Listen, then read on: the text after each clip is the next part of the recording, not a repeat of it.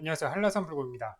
최근 한국 증시 급락의 원인이 미국의 게임스탑 때문이라는 보도와 기사들이 나오며 한국 투자자들의 급 관심을 받게 된 게임스탑 주가 급등 사태에 대해서 공부하며 정리해 보려고 합니다. 먼저 게임스탑은 미국의 게임 소매 판매 사업을 하는 회사입니다. 2012년 기준 미국과 유럽 전역에 약 6,700개의 점포를 가지고 있는 대규모 오프라인 체인점이죠. PC게임뿐 아니라 플레이스테이션, 엑스박스 등의 비디오 게임기와 소프트웨어도 판매합니다. 특징은 신제품뿐 아니라 중고 제품도 매매할 수 있다는 건데요. 우리가 알라딘 중고 서점에서 책을 거래하듯이 게임스탑 매장에서 자신의 중고 게임기나 소프트웨어를 팔거나 또는 매장에 진열되어 있는 중고 제품들을 구매할 수 있습니다. 2020년 7월경만 해도 4달러, 하나로는 4,500원 정도죠. 이 정도에 불과했던 게임스탑의 주가가 2021년 1월 28일에는 467.19달러, 50만 원이 넘는 주가로 최고점을 기록했고요. 이 글을 작성하는 시점 기준으로는 325달러, 하나로 약 36만 원입니다. 반년 만에 게임스탑의 주가가 거의 100배 가까이 뛴 셈이죠. 325달러 기준으로 시가총액은 하나로 22조 6,700억 원 수준입니다. 게임스탑의 최근 1년간의 실적과 재무 상태는 어땠는지 한번 살펴보겠습니다. 먼저 게임스탑의 2019년 11월부터 2020년 10월까지의 매출을 보면 대략 51억 달러고요. 당기순이익은 3억 달러 적자입니다. 하나로 치면은 연간 매출이 5.6조 정도 되고요. 당기순이익은 3천억 적자인 셈이죠. 2020년 10월 결산 기준으로 총 자산은 26억 달러고요. 부채는 22억 6,900만 달러 정도로 자본 총계는 3억 3,200만 달러입니다. 즉 게임스탑의 자산에서 부채를 뺀 순수 자본 총계가 하나로 3,700억인 셈입니다.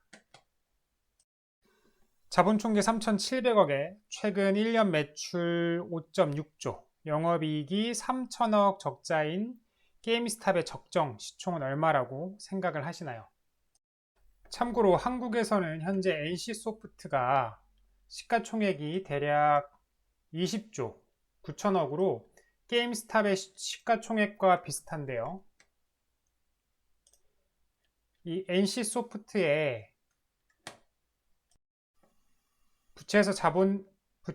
자산에서 부채를 뺀 자본 총계가 3.2조, 매출액이 연간으로 대략 2조, 그리고 당기순이익은 6천억 정도를 예상하고 있습니다. NC소프트보다도 더 높은 밸류에이션을 받고 있다고 볼 수 있겠네요. 훨씬 높은 밸류에이션이죠.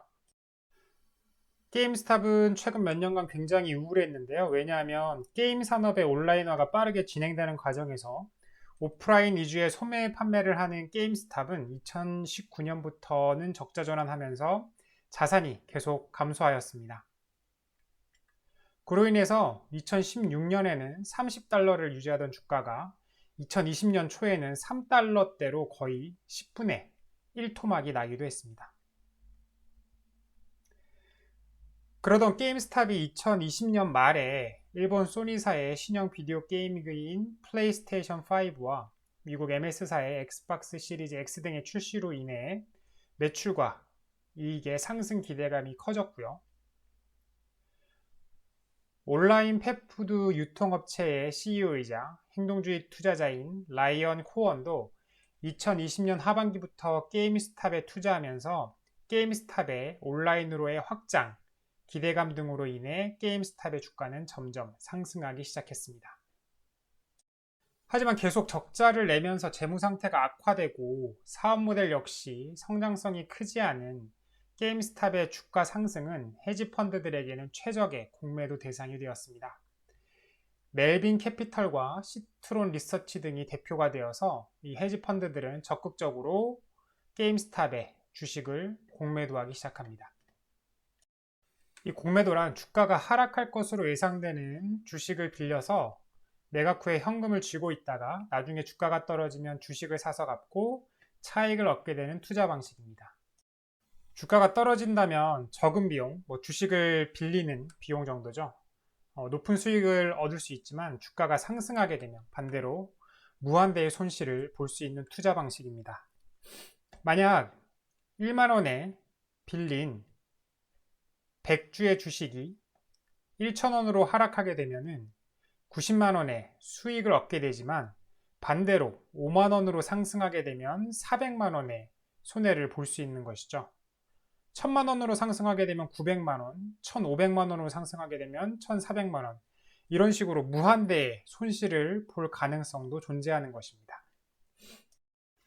그런데 헤지펀드들의 게임스탑 공매도에서 문제점이 이 헤지펀드들의 공매도 수량이 전체 게임스탑 유통 주식수의 130에서 140%가 넘어가는 비정상적인 상태였다는 것이 개인 투자자들에게 밝혀진 것입니다. 이 내용이 레딧이라는 미국 온라인 커뮤니티를 통해서 공유됩니다. 만약 개인 투자자들이 게임스탑 주식을 매수해서 일정 기간 팔지 않는다면 숏스퀴즈, 즉 공매도한 헤지펀드들이 어쩔 수 없이 비싼 값에라도 게임스탑 주식을 다시 사게 되면서 주가가 오르는 상황을 말하는데, 이 숏스퀴즈를 충분히 이끌어낼 수 있는 상황이다라는 인식이 개인 투자자들에게 퍼지게 된 것이죠. 그리고 그러한 일이 실제로 발생하면서 게임스탑의 주가는 폭등하게 됩니다. 지난 1월 26일부터 1월 29일까지 한국 증시가 하락했을 때 이 게임스탑 때문에 한국 증시가 하락한다는 기사랑 보도들이 나오기도 했었는데, 바로 이 공매도한 게임스탑 주식을 다시 비싼 값에 사야 하는 헤지펀드들이 자금 마련을 위해 세계 증시에서 보유 중이던 주식을 급히 매도하며 증시가 하락했다는 설이 있었고요. 그리고 관련 헤지펀드들이 파산 위기에 몰리면서 증시 변동성에 대한 우려로 증시가 하락했다는 설이 있었습니다.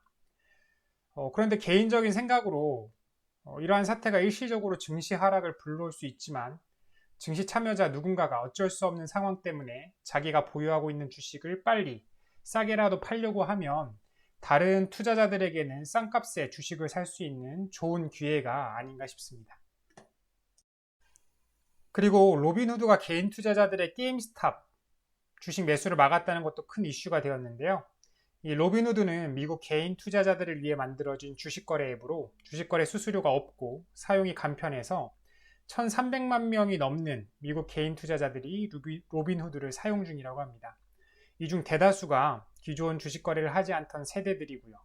그래서 이번 코로나 사태 때 한국의 동학개미 운동과 많이 비교되기도 했습니다. 그런데 로빈후드 앱에서 게임스탑 주식을 매수할 수 있는 버튼이 없어져 버리는 사상 초유의 사태가 발생합니다. 주식을 매수할 대부분의 이 투자자가 없어져 버린 게임스탑의 주가는 폭락하게 되어버리고요.